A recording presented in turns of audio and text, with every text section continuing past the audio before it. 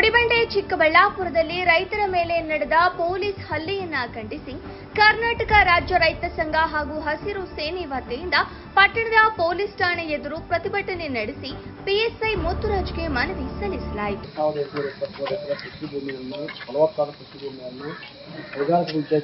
ಪ್ರಸ್ತಾವನೆ ಭೂಸ್ವಾಧೀನ ಪ್ರಕ್ರಿಯೆ ಮಾಡ್ತಾ ಇದ್ದಾರೆ. ಅದರ ಭಾಗವಾಗಿ ಕಳೆದ 2 ವರ್ಷಗಳಿಂದ ನಾವು ಭೂಮಿ ಕೊಡಲಿಕ್ಕೆ ಸಾಧ್ಯ ಆಗೋದಿಲ್ಲ ಅಂತ ಹೇಳಿಬಿಟ್ಟು ಸರಿಸುಮಾರು 823 ಜನ ರೈತರು ಭೂಮಿ ಕೊಡೋದಿಲ್ಲ ಅಂತ ಹೇಳ್ಬಿಟ್ಟು ಸರ್ಕಾರಕ್ಕೆ ಮನವಿಗಳು ಕೊಟ್ಟಿದ್ದೀವಿ, ಹೋರಾಟಗಳು ಮಾಡಿದ್ದೀವಿ. ಫ್ರೀಡಂ ಪಾರ್ಕಲ್ಲಿ ಹೋರಾಟ ಮಾಡಿದ್ದೀವಿ, ಜಿಲ್ಲಾಡಳಿತ ಕಚೇರಿ ಮುಂದೆ ಹೋರಾಟಗಳು ಮಾಡಿದ್ದೀವಿ, ಚಂದ್ರಘಟ್ಟ ತಾಲೂಕಲ್ಲಿ ಹೋರಾಟಗಳು ಮಾಡಿದ್ದೀವಿ. ಕಳೆದ 45 ದಿನಗಳಿಂದ ಜಿಲ್ಲಾಧಿಕಾರಿ ಕಚೇರಿ ಮುಂದೆ ರಾತ್ರಿ ಆಗಲು ಅನಿರ್ದಿಷ್ಟವಾಗಿ ಧರಣಿ ಮಾಡ್ತಾ ಇದ್ದೀವಿ. ನಮ್ಮ ಈ ಭೂಮಿಯನ್ನು ಕೊಡಲಿಕ್ಕೆ ಸಾಧ್ಯ ಇಲ್ಲ, ಸರ್ಕಾರ ಮುಂದೆ ಬರಬೇಕು, ಸರ್ಕಾರ ಇಳಿದು ಬಂದು ನಮಗೆ ಆಶ್ವಾಸನೆ ಕೊಡಬೇಕು ಅಂತ ಹೇಳ್ಬಿಟ್ಟು ಮುಂದೆ ಆಗ್ತಾ ಇದೆ. ಅದರಿಂದ ಏಕಾಏಕಿಯಾಗಿ ಕೆಲವು ಪೊಲೀಸ್ ಅಧಿಕಾರಿಗಳು ರೈತರ ಮೇಲೆ ಗುಂಡಾಗಿರಿ ಮಾಡಿ ಹಲ್ಲೆ ಮಾಡಿರ್ತಕ್ಕಂಥದ್ದನ್ನು ನಾವು ಖಂಡಿಸ್ತಾ ಇದ್ವಿ. ಅದನ್ನು SP ಅವರಿಗೆ ತಮ್ಮ ಮುಖಾಂತರ ನಾವು ಮನವಿ ಕೊಡ್ತಾ ಇದ್ವಿ. ಕೂಡಲೇ ಅಧಿಕಾರಿಗಳನ್ನು ಅಮಾನತು ಮಾಡಬೇಕಂತ ಹೇಳ್ಬಿಟ್ಟು ನಾವು ಆಗ್ರಹಿಸ್ತಾ ಇದ್ವಿ. ದಯವಿಟ್ಟು ಇದನ್ನು ಪೊಲೀಸ್ ವರಿಷ್ಠಾಧಿಕಾರಿಗೆ ತಾವು ಕಳಿಸ್ಕೊಡ್ಬೇಕಂತ ಹೇಳಿ.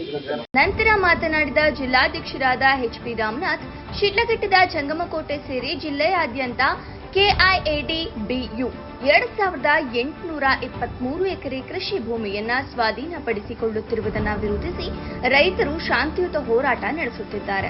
ಆದರೆ ಇತ್ತೀಚೆಗೆ KDP ಸಭೆಯಲ್ಲಿ ಸಚಿವರನ್ನ ಭೇಟಿಯಾಗಲು ಹೋದ ರೈತರ ಮೇಲೆ ಪೊಲೀಸರು ದರ್ಪದಿಂದ ಹಲ್ಲೆ ನಡೆಸಿದ್ದು ಖಂಡನೀಯ. ಕೃಷಿ ಯೋಗ್ಯವಲ್ಲದ ಜಾಗದಲ್ಲಿ ಕೈಗಾರಿಕೆ ಮಾಡಿದ್ರೆ ನಮ್ಮ ವಿರೋಧವಿಲ್ಲ, ಆದ್ರೆ ಕೃಷಿ ಭೂಮಿಯನ್ನ ಬಿಟ್ಟುಕೊಡೋದಿಲ್ಲ. ಹೋರಾಟ ಹತ್ತಿಕ್ಕಲು ಪೊಲೀಸರನ್ನ ಬಳಸುತ್ತಿರುವುದು ವಿಪರ್ಯಾಸ. ರೈತರ ಮೇಲೆ ಹಲ್ಲೆ ಮಾಡಿದ ಪೊಲೀಸರನ್ನ ಕೂಡಲೇ ಅಮಾನತು ಮಾಡದಿದ್ದರೆ ರಾಜ್ಯಾದ್ಯಂತ ಉಗ್ರ ಹೋರಾಟ ನಡೆಸಲಾಗುವುದು ಎಂದು ಎಚ್ಚರಿಸಿದರು. ಕೈಗಾರಿಕಾ ಉದ್ದೇಶಕ್ಕಾಗಿ ಭೂಸ್ವಾಧೀನ ಪ್ರಕ್ರಿಯೆಯನ್ನು ಮುಂದುವರಿಸ್ತಾ ಇದ್ದಾರೆ. ಆ ಭಾಗದ ಬಹುತೇಕ 823 ಜನ ರೈತರು, ಅಲ್ಲಿ 1100 ಜನ ರೈತರು ಬರ್ತಾರೆ ಆ ವ್ಯಾಪ್ತಿಯಲ್ಲಿ. ಸೊ 823 ಜನ ರೈತರು ನಾವು ಭೂಮಿ ಕೊಡೋದಿಲ್ಲ ಅಂತ ಹೇಳ್ಬಿಟ್ಟು ಕಳೆದ 45 ದಿನಗಳಿಂದ ಅನಿರ್ದಿಷ್ಟವಾದಿಯಾಗಿ ಜಿಲ್ಲಾಧಿಕಾರಿ ಕಚೇರಿ ಮುಂದೆ ಧರಣಿ ಮುಂದುವರಿಸ್ತಾ ಇದ್ದಾರೆ.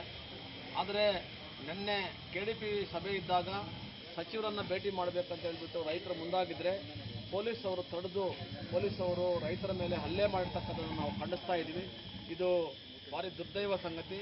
ಸರ್ಕಾರ ರೈತರಿಗೆ ರಕ್ಷಣೆ ಕೊಡ್ತಕ್ಕಂಥ ವಿಚಾರದಲ್ಲಿ ಸರ್ಕಾರ ಫೇಲ್ಯೂರ್ ಆಗಿದೆ, ಜಿಲ್ಲಾಡಳಿತ ಫೇಲ್ಯೂರ್ ಆಗಿದೆ, SP ಅವರು ಫೇಲ್ಯೂರ್ ಆಗಿದ್ದಾರೆ. ಹಾಗಾಗಿ ನಾವು ಇಡೀ ರಾಜ್ಯದಾದ್ಯಂತ ಎಲ್ಲ ಸ್ಟೇಷನ್ಗಳ ಮುಂದೆ ಇವತ್ತು ಧರಣಿ ಮಾಡ್ತಾ ಇದ್ದೀವಿ, ಮನವಿಗಳನ್ನು ಕೊಡ್ತಾ ಇದ್ವಿ. ಯಾರು ಹಲ್ಲೆ ಮಾಡಿದ್ದಾರೆ, ಯಾರು ದೌರ್ಜನ್ಯ ಮಾಡಿದ್ದಾರೆ, ಆ ಅಧಿಕಾರಿಗಳನ್ನು ತನಿಖೆ ಮಾಡಿ ಅವ್ರನ್ನ ಅಮಾನತು ಮಾಡಬೇಕಂತ ಹೇಳ್ಬಿಟ್ಟು ಆಗ್ರಹಿಸ್ತಾ ಇದ್ದೀವಿ. ಅದೇ ರೀತಿಯಲ್ಲಿ ಸರ್ಕಾರಕ್ಕೂ ಆಗ್ರಹಿಸ್ತಾ ಇದ್ದೀವಿ. ಯಾವುದೇ ಘಟನೆಗಳು ನಡೆದರೆ ಅದು ಸರ್ಕಾರ ಮತ್ತು ಜಿಲ್ಲಾಡಳಿತ ನೇರ ಹೊಣೆ. ಆದರೆ ಯಾವುದೇ ಕಾರಣಕ್ಕೂ ಸಹ ಕೃಷಿ ಭೂಮಿಯನ್ನು ಕೈಗಾರಿಕೆಗಳ ಉದ್ದೇಶಕ್ಕಾಗಿ ಬಿಡ್ತಕ್ಕಂಥ ಪ್ರಶ್ನೆನೇ ಉದ್ಭವಿಸೋದಿಲ್ಲ ಅಂತ ಹೇಳ್ಬಿಟ್ಟು ರಾಜ್ಯ ಸರ್ಕಾರಕ್ಕೆ, ಜಿಲ್ಲಾಡಳಿತಕ್ಕೆ ಒಂದು ಎಚ್ಚರಿಕೆ ಸಂದೇಶವನ್ನು ಕೊಡ್ತಾ ಇದ್ವಿ. ನಮ್ಮ 45 ದಿನಗಳ ಹೋರಾಟ ಏನು ಮುಂದುವರಿತಾ ಇದೆ ಅದು ಯಾವುದೇ ಕಾರಣಕ್ಕೂ ಅಲ್ಲಿಂದ ನಿರ್ಗಮಿಸೋದಿಲ್ಲ. ಭೂಮಿ ಬೇಕು, ಇಲ್ಲ ಮಾಡು ಇಲ್ಲವೋ ಮಡಿ ಅನ್ನೋದನ್ನು ದೃಷ್ಟಿ ಇಟ್ಟುಕೊಂಡು ಹೋರಾಟವನ್ನು, ಚಳವಳಿಯನ್ನು, ಶಾಂತಿಯುತವಾದ ಚಳವಳಿಯನ್ನು ಮುಂದುವರಿಸ್ತಾ ಇದ್ದೀವಿ. ಇದಕ್ಕೆ ಸರ್ಕಾರ ಮುಂದಾಗಿ ಕೂಡಲೇ ಆ ಕೈಗಾರಿಕೆ ಉದ್ದೇಶಕ್ಕಾಗಿ ತೆಗೆದುಕೊಂಡಿರ್ತಕ್ಕಂಥ ಪ್ರಸ್ತಾವನೆಯನ್ನು ವಾಪಸ್ ಪಡೆಯುವ ತನಕ ನಮ್ಮ ಹೋರಾಟ ಮುಂದುವರಿಯುತ್ತದೆ. ಈ ಸಂದರ್ಭದಲ್ಲಿ ಸಂಘದ ತಾಲೂಕು ಅಧ್ಯಕ್ಷರಾದ ಸೋಮಶೇಖರ್, ಮುಖಂಡರಾದ ರವೀಂದ್ರ ರೆಡ್ಡಿ, ವೆಂಕಟರಮಣಪ್ಪ, ರಾಮರೆಡ್ಡಿ, ಶ್ರೀನಿವಾಸ್ ಸೇರಿದಂತೆ ಹಲವು ರೈತರು ಉಪಸ್ಥಿತರಿದ್ದರು. ವರದಿ ಮೊಹಮ್ಮದ್ ನಾಸಿರ್, ಗುಡಿಬಂಡೆ. KDP ಅಧಿಕಾರಿಗಳಿಗೆ ಮತ್ತು ರಾಜ್ಯ ಸರ್ಕಾರಕ್ಕೆ ಆಗ್ರಹಿಸ್ತಾ ಇದ್ದೀವಿ. ನೀವು ನಿಜವಾಗಿಯೂ ಕೈಗಾರಿಕೆಗಳನ್ನು ಅಭಿವೃದ್ಧಿಪಡಿಸುವ ನಿಟ್ಟಿನಲ್ಲಾದರೆ ಲ್ಯಾಂಡ್ ಆಡಿಟಿಂಗ್ ಮಾಡಿಸಿ, ಎಷ್ಟು ಎಕರೆ ಭೂಮಿಯಲ್ಲಿ ಕೈಗಾರಿಕೆಗಳ ಅಭಿವೃದ್ಧಿ ಆಗಿದೆ, ಎಷ್ಟು ಭೂಮಿ ರಿಯಲ್ ಎಸ್ಟೇಟ್ ಪರವಾಗಿ ಮಾರ್ಕೊಂಡಿದ್ದೀರಿ, ಎಷ್ಟು ಭೂಮಿ ಅಕ್ರಮ ನಡೆದಿದೆ ಅನ್ನೋದನ್ನು ನೀವು ಆಡಿಟ್ ಮಾಡಿ ಅಂತೇಳಿ ನಾವು ಮಾಡ್ತಾ ಇದ್ರೆ ಅದಕ್ಕೆ ಸರ್ಕಾರ ಮುಂದಾಗ್ತಾ ಇಲ್ಲ. ಆದರೆ ಭೂಮಿ ಮಾತ್ರ ಸ್ವಾಧೀನಪಡಿಸ್ಕೊಳ್ತಕ್ಕಂಥ ವಿಚಾರದಲ್ಲಿ KDP ಅಂದ ಬ್ರೋಕರ್ ಏಜೆನ್ಸಿಯನ್ನು ಬಿಟ್ಟು ಪ್ರತಿ ವರ್ಷನೂ ಸಹ ಈಗ ಬೆಂಗಳೂರು ಗ್ರಾಮಾಂತರ ಪ್ರದೇಶದಲ್ಲಿ ಸರಿಸುಮಾರು 20,000 ಎಕರೆ ಭೂಮಿಯನ್ನು ಕೈಗಾರಿಕೆ ಉದ್ದೇಶಕ್ಕಾಗಿ ಭೂಸ್ವಾಧೀನ ಮಾಡಿಕೊಂಡಿದ್ದಾರೆ. ಹಾಗಾಗಿ ಅದು ರಿಯಲ್ ಎಸ್ಟೇಟ್ ಮಾಫಿಯಾ ಒಂದು ಏಜೆನ್ಸಿ ಆಗಿದೆ. ಅದು ಸರ್ಕಾರಕ್ಕೂ ಕೆಲವರು ಭ್ರಷ್ಟ.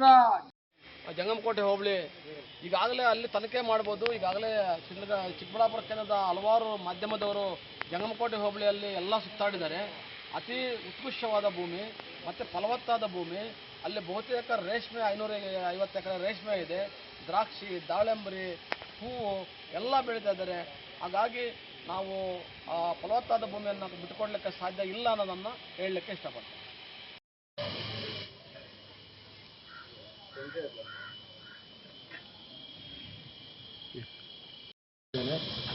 ಇದನ್ನು ನಮ್ಮ ನೀವೇನು ಕೊಟ್ಟಿರ್ತಕ್ಕಂಥ ಅರ್ಜಿಯನ್ನು ಮೇಲಾಧಿಕಾರಿಗಳಿಗೆ ಕಳಿಸ್ಕೊಡ್ತೀವಿ.